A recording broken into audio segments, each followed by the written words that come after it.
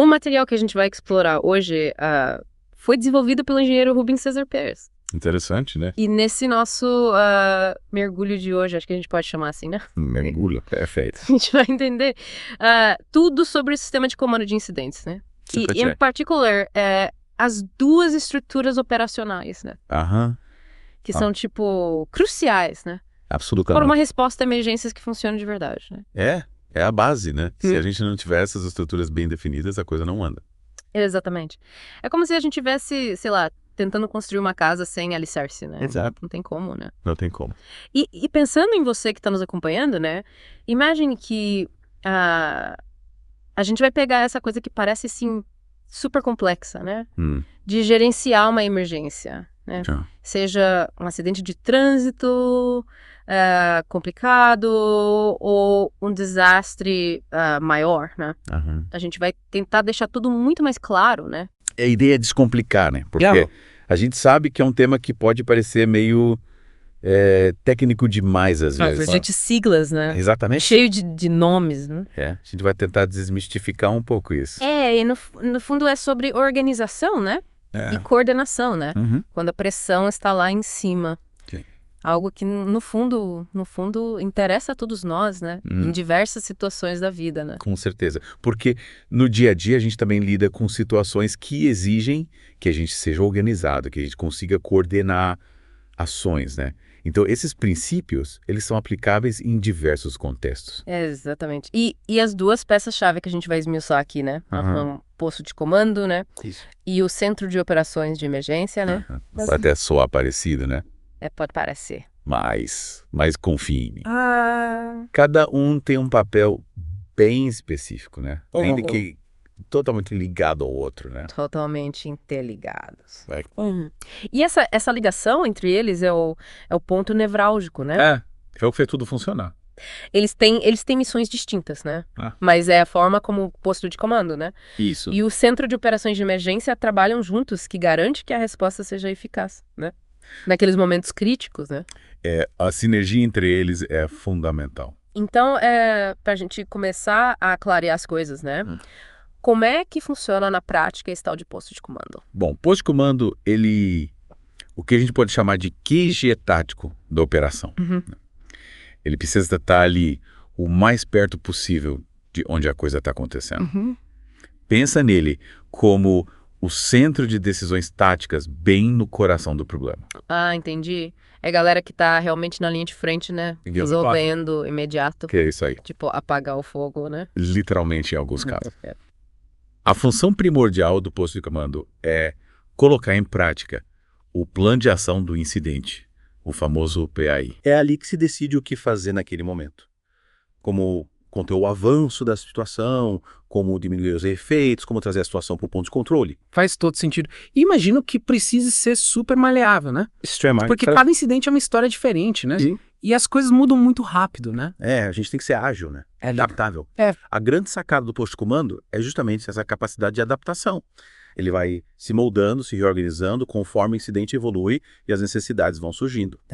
Lá dentro, geralmente você encontra as seções funcionais, que são a espinha dorsal da gestão da operação. E quais seriam essas seções? Temos o comando do incidente, que é quem está no topo, liderando tudo. Abaixo dele vem a seção de operações, que é quem bota a mão na massa, executando as ações táticas que foram definidas. Tem também o planejamento, que cuida de juntar as informações, elaborar o plano de ação e ficar de olho em como a situação está evoluindo. A logística é responsável por garantir que não falte nada. Equipamentos, pessoal, suprimentos, tudo que é necessário. E, por último, mas não menos importante, finanças e administração que gerenciam toda a parte de custos e questões administrativas ligadas ao incidente. Certo. Então a gente tem uma estrutura, né? Bem azeitada, né? Isso. Para lidar com o que está rolando ali naquele instante, né? O calor da ação. E o Centro de Operações de Emergência, né? Onde é que ele entra nessa história toda? O Centro de Operações de Emergência, COE, ele tem uma visão mais ampla, né?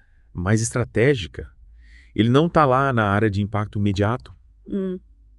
Pensa nele como centro de comando e controle, né? Que faz a ligação entre o posto de comando e as esferas superiores de decisão. Ah, entendi. Então ele é tipo uma ponte com o resto do sistema? Exatamente. O COE é a conexão entre o que está acontecendo no local do incidente, né? E as instituições, os órgãos governamentais, outras agências que podem estar envolvidas. Ele coordena o trabalho desses diferentes órgãos, mobiliza recursos que vêm de um nível mais alto, né, que talvez não estejam disponíveis ali perto, e estabelece as diretrizes estratégicas que vão guiar as ações do posto de comando. Entendi. Então, enquanto o posto de comando está focado no agora, né, em resolver o imediato, né, o COE está pensando no médio e longo prazo, né? Exatamente. E garantindo que a equipe lá na frente tenha tudo que precisa para continuar o trabalho. Perfeito. O Sukhoi garante que o posto de comando receba todo o suporte logístico, os equipamentos, o pessoal necessário.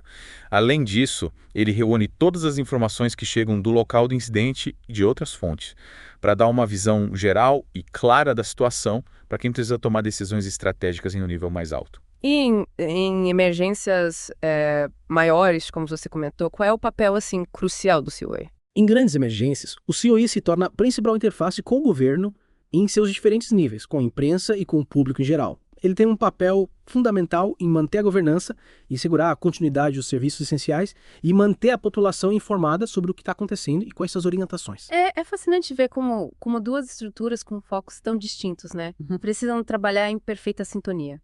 Como é que essa integração se dá na prática? Essa integração acontece por meio de um fluxo bem organizado de comunicação e de apoio mútuo. O posto de comando informa ao COE quais são as suas necessidades, seja mais equipamento, mais gente, apoio técnico específico, e faz isso utilizando formulários padronizados. Tipo um pedido formal de apoio, né? Exatamente. Existem formulários próprios para isso, como o I-713, que é uma mensagem geral para comunicar diversas informações relevantes sobre a situação e as necessidades, e o I-715, que trata do planejamento operacional, detalhando os objetivos e os recursos necessários para as próximas etapas da resposta. Para você que está nos ouvindo, pense no ICS-213 como olha só o que está acontecendo e do que a gente precisa, e o ICS-215 como para as próximas horas, nosso plano é esse, e precisamos disso para executar. Entendi. E como é que o ITSULI responde a esses pedidos e essas informações? Em contrapartida, o COE fornece ao posto de comando informações que são cruciais para a tomada de decisão estratégica. Isso pode incluir dados sobre a situação política e institucional, informações sobre as condições regionais que podem afetar a resposta, como previsão do tempo ou condições de acesso, e também sobre a disponibilidade de recursos que não estão acessíveis no local do incidente. É uma troca constante de informações que permite que ambos os lados tenham um panorama completo. Que não é um ciclo, né? Isso. Contínuo de troca de informações, né? E de recursos para garantir que a resposta seja mais eficiente possível. Exatamente. É um ciclo de interdependência que torna a resposta muito mais ágil, coordenada e, consequentemente, muito mais eficaz. Um depende intrinsecamente do outro para que a operação seja bem sucedida. Você mencionou uma analogia, né?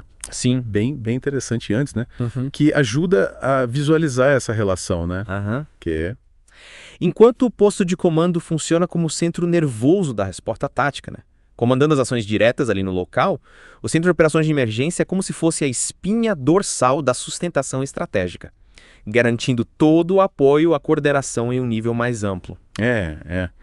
Eu gosto muito dessa imagem. É bem ilustrativo, né? Porque deixa bem claro que um não consegue operar de forma isolada, né? Exato. Um precisa do outro. E essa é uma das grandes forças do sistema de comando de incidentes. Ele já tem essa integração prevista na sua essência, com mecanismos, formulários e protocolos bem definidos para que essa sinergia aconteça de forma contínua, previsível e funcional.